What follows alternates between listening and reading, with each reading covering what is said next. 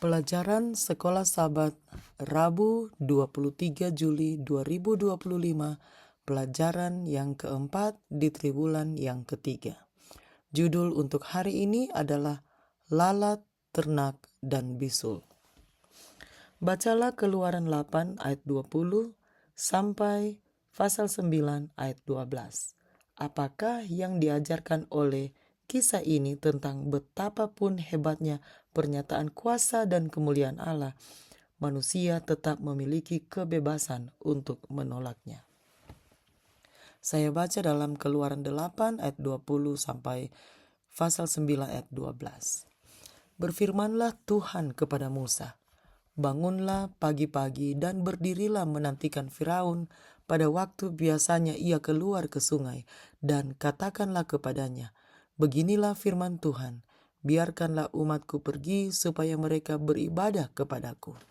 Sebab jika engkau tidak membiarkan umatku itu pergi, maka aku akan melepaskan pikat terhadap engkau, terhadap pegawai-pegawaimu, rakyatmu, dan rumah-rumahmu, sehingga rumah-rumah orang Mesir, bahkan tanah di mana mereka berdiri akan penuh dengan pikat.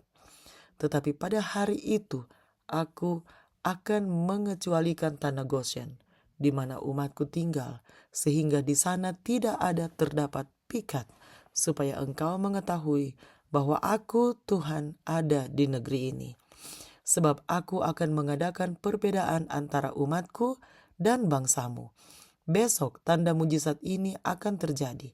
Tuhan berbuat demikian, maka datanglah banyak-banyak pikat ke dalam istana Firaun dan ke dalam rumah pegawai-pegawainya dan ke seluruh tanah Mesir. Negeri itu menderita karena pikat itu. Lalu Firaun memanggil Musa dan Harun serta berkata, pergilah, persembahkanlah korban kepada Allahmu di negeri ini. Tetapi Musa berkata, tidak mungkin kami berbuat demikian, sebab korban yang akan kami persembahkan kepada Tuhan Allah kami adalah kekejian bagi orang Mesir. Apabila kami mempersembahkan korban yang menjadi kekejian bagi orang Mesir itu di depan mata mereka, tidakkah mereka akan melempari kami dengan batu? Kami harus pergi ke padang gurun 3 hari perjalanan jauhnya untuk mempersembahkan korban kepada Tuhan Allah kami seperti yang difirmankannya kepada kami. Lalu kata Firaun, baik, aku akan membiarkan kamu pergi untuk mempersembahkan korban kepada Tuhan Allahmu di padang gurun. Hanya janganlah kamu pergi terlalu jauh. Berdoalah untuk aku. Lalu kata Musa, sekarang aku keluar meninggalkan Tuanku dan akan berdoa kepada Tuhan. Maka pikat itu akan dijauhkan besok dari Firaun, dari pegawai-pegawainya dan rakyatnya. Hanya janganlah Firaun berlaku curang lagi dengan tidak membiarkan bangsa itu pergi untuk mempersembahkan korban kepada Tuhan. Sesudah itu keluarlah Musa meninggalkan Firaun, lalu berdoa kepada Tuhan. Dan Tuhan membuat seperti yang dikatakan Musa, pikat itu dijauhkannya dari Firaun, dari pegawai-pegawainya dan rakyatnya, seekor pun tidak ada yang tinggal. Tetapi sekali ini pun Firaun tetap berkeras hati. Ia tidak membiarkan bangsa itu pergi. Berfirmanlah Tuhan kepada Musa, pergilah menghadap Firaun dan berbicaralah kepadanya, beginilah firman Tuhan, Allah orang Ibrani. Biarkanlah umatku pergi supaya mereka beribadah kepadaku. Sebab jika engkau menolak membiarkan mereka pergi dan masih menahan mereka, maka ternakmu yang ada di padang, kuda, keledai, unta, lembu sapi, dan kambing domba akan kena tulah Tuhan, yakni kena penyakit sampar yang dahsyat.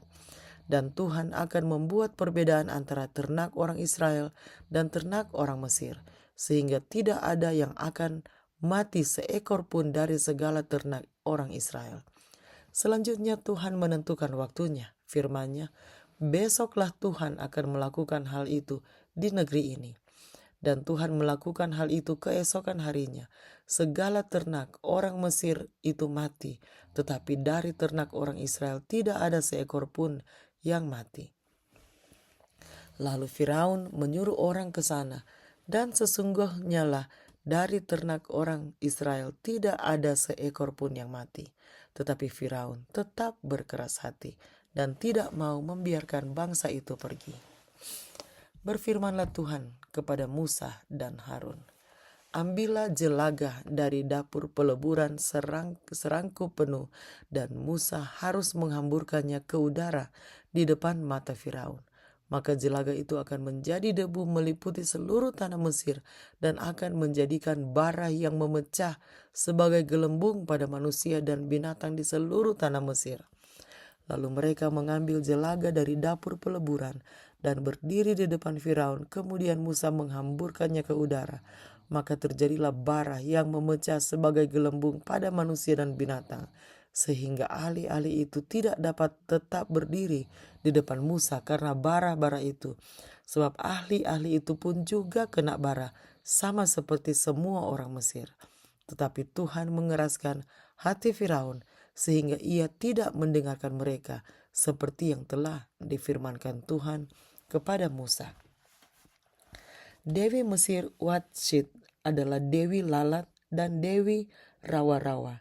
Dewa Kepri, matahari terbit, penciptaan dan kelahiran kembali, digambarkan dengan kepala lalat. Dewa-dewi ini dikalahkan oleh Tuhan. Dalam kisah ini, di Keluaran 8 ayat 20-24, ketika orang Mesir menderita, orang Ibrani dilindungi, bahkan tidak ada tulah yang menimpa mereka lebih lanjut. Sekali lagi, semua ini adalah cara Tuhan untuk memberitahu Firaun bahwa Aku Tuhan ada di negeri ini.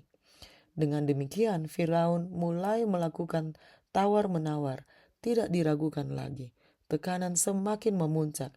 Dia rela bangsa Israel menyembah Allah mereka dan mempersembahkan korban kepadanya, tetapi hanya di tanah Mesir. Keluaran 8 ayat 25.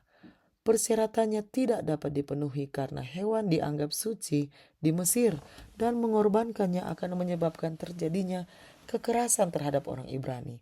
Selain itu, ini bukanlah rencana Allah bagi Israel. Sementara itu tulah berikutnya, Keluaran 9 ayat 1-7, menimpa ternak.